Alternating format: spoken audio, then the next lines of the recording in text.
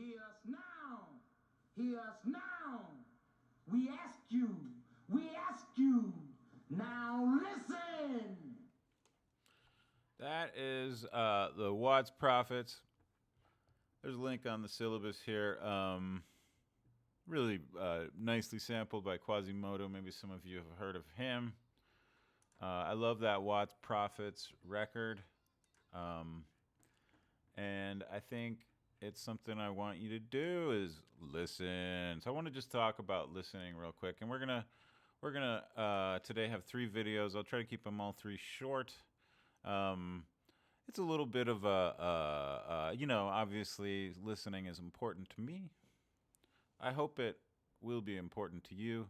And we're going to talk about event listeners in code in a couple of videos. But first, I want to just mention again Pauline Oliveros. I gave you this article. I would say is the goddess of listening, and I had the life changing good luck to study with her at Mills College and be her TA actually.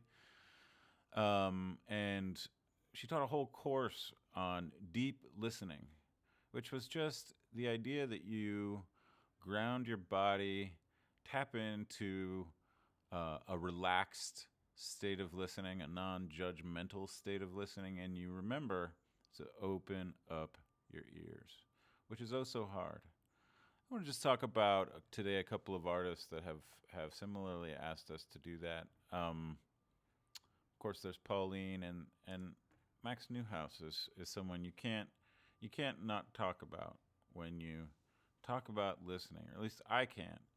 Here's a shot of his famous piece Times Square. You know, Times Square is very loud. Well, that's not the loud image. Somewhere here I have a typically loud image. You can almost hear the sound emanating out of this image. Somewhere buried underneath all those people is this Max Newhouse piece, and they're all not listening to it. I can almost guarantee it. I have been teaching this piece for years, and I think maybe only on one occasion have I had a student who had actually heard it, although many of my students had been to this location. I went there for years before I noticed it. If you go there sometime in the middle of the night, you'll probably hear it. It's a very subtle piece that's designed to sort of augment the space, and I think it does so. And that's something that Max Newhouse was very much interested in was not overwhelming a space with one's ego, and his whole very famous series of pieces called Listen. This one is a flyer from a performance he did regularly where he would take people to the bottom side of the Brooklyn Bridge and ask them to just listen for half an hour or so.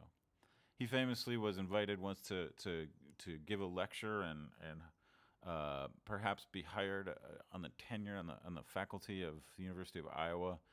And as part of that process, they asked him to give a concert, which he did. And for his concert, he asked the faculty to come out and sit with him on the quad and listen. Well, needless to say, he didn't get the job, but he did go on to have this very influential, occupy this very influential space in American art, and some would say it have found the field of sound art.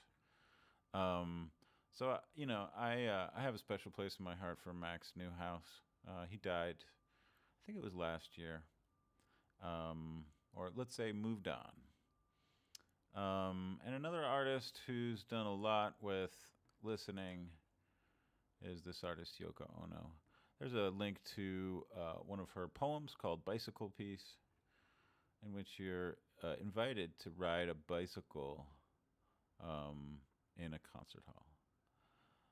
We've got also that video of the guy on a bus playing John Cage's 4 minutes and 33 seconds. Highly recommend you take a listen.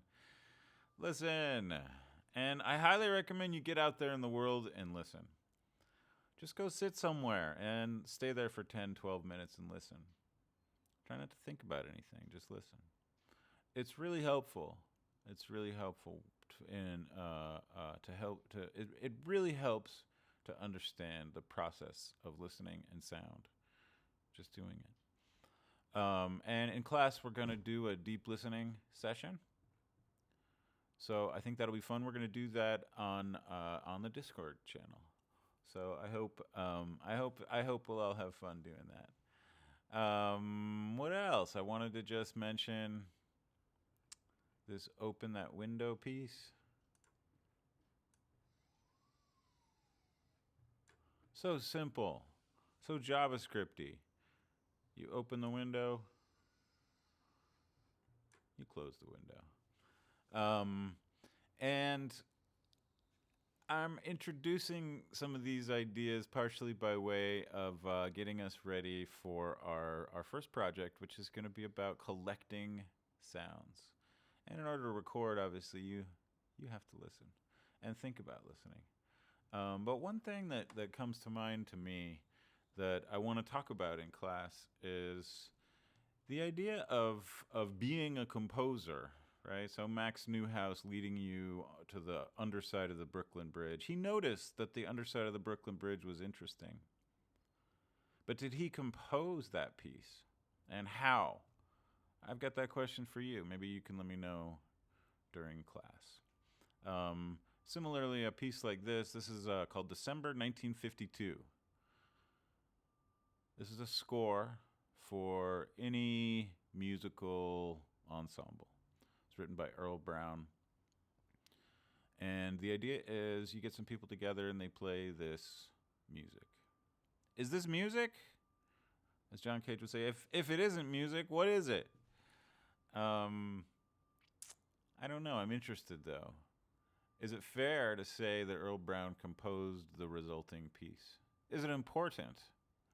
Do we need to have a different kind of distinction for the improvisational nature of open music? I don't know, but I'm interested in your thoughts. What is the action that Earl Brown is doing? What is the action that Max Newhouse is doing? What is the action that John Cage is doing with his 4 minutes and 33 seconds, or Yoko Ono is doing with her bicycle piece? Is there a similar action there? And how would you describe that? This is something I want to ask you all about. And that's pretty much all I got for you on this topic for now. We're going to talk a lot more about listening and sound and its meaning in coming days. But in the next video, what I want to do is talk about switches and computers. So I'll see you there.